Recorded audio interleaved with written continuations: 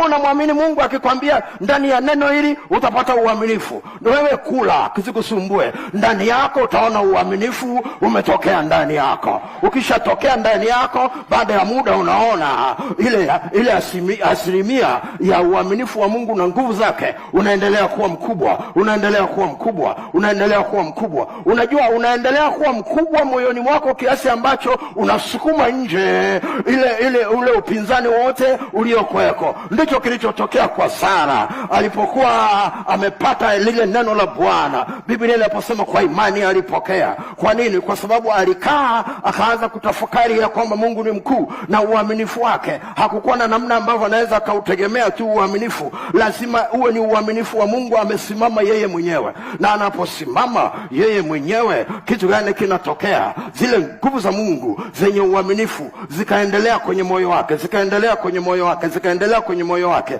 kiasi ambacho swala la yeye kuwa na kizazi kilichokufa hakikuwa kikwazo tena, hakikuwa kikwazo tena, hakikuwa kikwazo tena, hakikuwa kikwazo tena, hakikuwa kikwazo tena. Biblia inasema alipokea uweza. Alipokea uweza kwa namna gani? Kwa imani. Imani ameipataje? Kwa neno. Kwa hiyo uweza umetoka wapi? Kwenye neno. Ulikuwa kwenye ile ahadi. Alipokea uweza. Alipokea uweza. Ule uweza ulifanya kitu gani? Ulitangulia uweza kabla mimba